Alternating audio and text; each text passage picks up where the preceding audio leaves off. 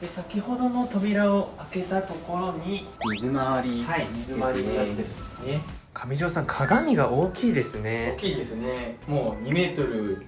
の横幅の鏡、すごいですね。1メートルぐらい、2人で並んでも、全然余裕ですよね。でお風呂上がりとかには椅子をして、はい、ここでこう座りながら、こう髪の毛ドライヤーかけたりっていうのもできる。でもその横も全然まだまだスペースがあって、歯磨きしたりとかも全然できるぐらいのスペースですね。ではこちらのお風呂場の方へご案内させていただきたいんですけれども、大きさは一般的な一坪タイプって言われている2畳分のスペースを使うお風呂になっております。今回はパナソニックのお風呂を使っております。お風呂場にもアクセントで黒が、そうですね、黒を入れて、かつパナソニックさんの特徴である、ライン照明選んで使っております。スタイリッシュでかっこいいですね。そうですね、全体的な明るさを確保するっていうのでも非常に便利な照明ですね。こちらの棒は何ですか？これはですね、上にも機械がついてるんですけども、ここは普通の空気を入れ替える換気扇だけではなくて、暖房、衣類乾燥、冷風という形のいろんな機能がついた換気扇がついておりまして、そこに洗濯物をちょっと干せるっていうよういただくと干せるような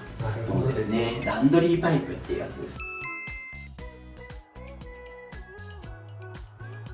洗面横にもしっかり収納があるんですね。そうですね。一般的にはこの鏡のところが扉になってたりっていうこともあるんですけども、そうすると中のやっぱり湿気が逃げなかったりっていうのもありますので、やはり清潔さを保とうとすると、こういった横にオープンな形で収納兼ちょっとデザイン面としてもおしゃれな形で飾ることができるかなという形のもうニッチ収納っていうのを今回作っております。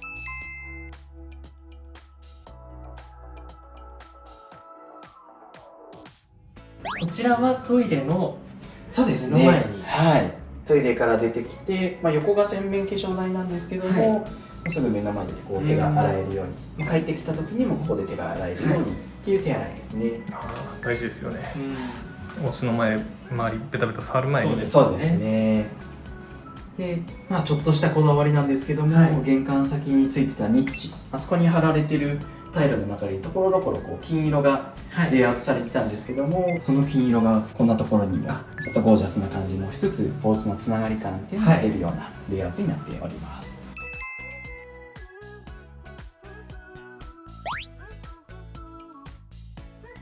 トイレの方もシンプルに1畳の空間にタンクレスのロータンク式のトイレが設置されております。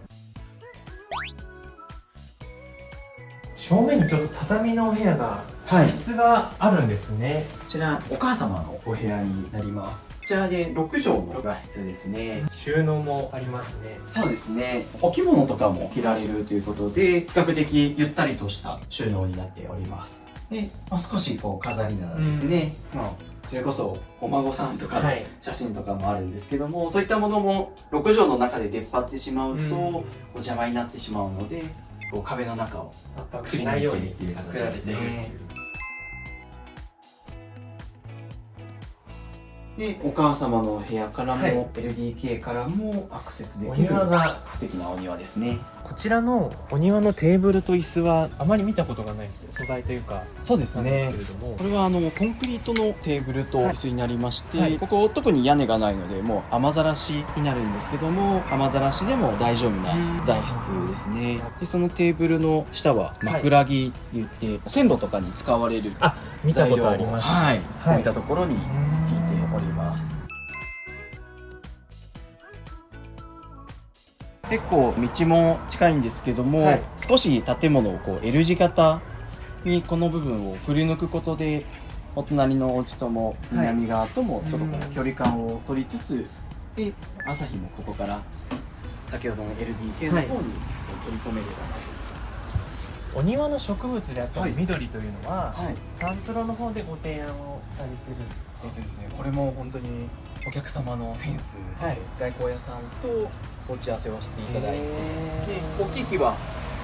外交屋さんに植えていただいてるんですけども、比較的周りの花壇になってる部分の植物に関しては、ご主人が日々お手入れをされて植えられてるものですね。はい、それでは上條さん、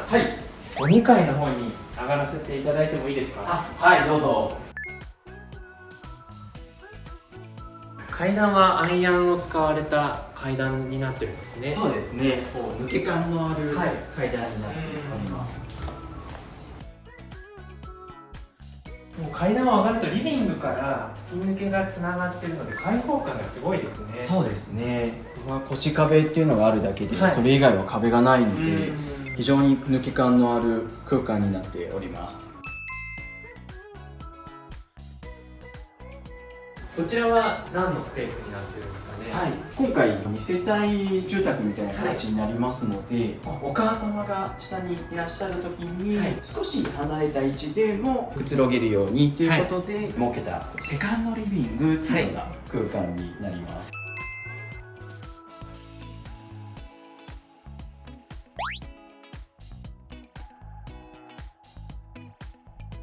こちらはご夫婦で使う書斎カウンタースペースになっておりまして、ご主人はこちらで本を読んだりですね。で、あと足元にも置かれてるんですけども、奥様はここでミシンですね、裁縫とかをされたりする場所ですね。趣味を楽しんでいただくスペース。そうですね。コンセントもこちらの両隣にもあります。足元にも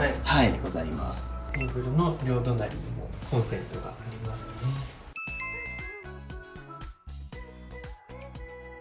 先ほどのキッチンの上にあった吹き抜けとつながってるっていう形なんですね。そうですね。非常に珍しいところにある吹き抜けなんですけども、ここは暖房を薪ストーブでやっているというところで、どうしても暖かい空気すぐ2階に上がっていってしまうのを、このシーリングファンで少しでも玄関先の方にですね、暖かい空気を送れればなというところで、こちらはもうこういう空気の通り道としての、吹き抜けというものをご提案させていただきました。空気の流れまでしっかり設計されてるんですね。そうですね。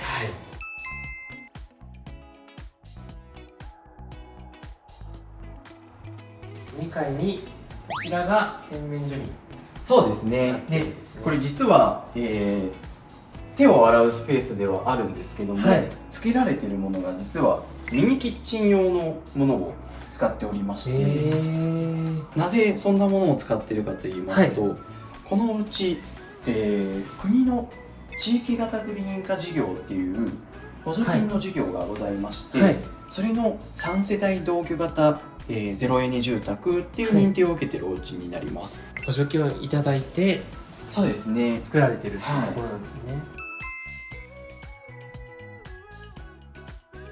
で、その正面にまた2階のトイレですね。ここもシンプルなトイレではあるんですけども、左側の壁が少し赤いなってますよね。壁紙が貼られているんですけども、花柄の模様ですね。これがウィリアム・モリスっていうデザイナーの壁紙になるんですけども、もともと前住んでたお家気に入って貼られてたので、できれば新しいお家でもどこかそういったことを採用できないかなということで、他の空間にあまり影響の出ないトイレの壁に設置をしました。少し世界観が変わっていいですよね。そうですね。で、その壁紙に合わせてトイレのスイッチもアメリカンスイッチでトグルスイッチをこの壁紙のデザインに合わせてちょっと珍しいものを採用しております。スイッチ一つでもおしゃれなんですね、こんなに。そうですね。見えるところではないんですけども、ところどころこだわりが詰まったお家ですね。なるほどですね。また奥の方に進みますと、こちらは寝室ですね。大きさはどれぐらいになるんですかね。こちらで約6畳の主寝室になります。こちらにも棚が設置されていますね。そうですね。それこそこういうちょっとした時計を置いていただいたりですね。で、こちらが玄関の吹き抜けとつながってるんですね。こちらがちょうど東側の向きになりますので、ここから朝日が差し込んで、主寝室の中にこう朝日を取り込んで、北側の主寝室なんですけども、明るい朝日で目を覚ます。朝起きたら気持ちよさそうですね。そうですね。寝室の奥がウォークインクローゼットになっていると。そうですね。はい。こちらで約 2.5 畳のウォークインクローゼットになっております。ちょっと先ほどから気になってたんですけれども、天井のこの2階の柱がずっと寝室の方まで続いてるんですね。一般的にはこの梁と言われている材料の下に天井を作って、壁紙と同じような白いクロスを貼っていくっていうのが一般的なんですけども、今回のお家のテイスト、薪ストーブからこのレトロさを演出するという中で梁をあえて見せて、でこの梁も構造上必要なものですね、そういったものをインテリアにそのまま溶け込ませたい。なるほどですね。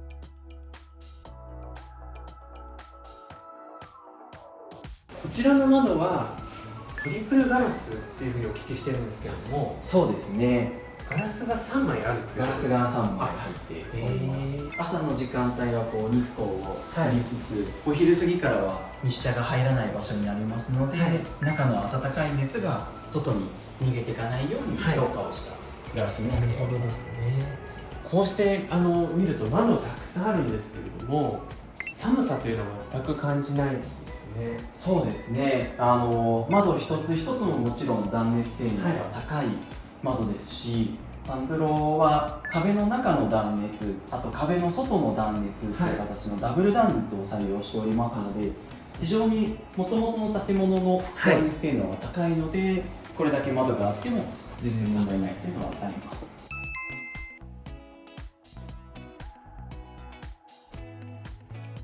一通りご案内いただきましたが、はい、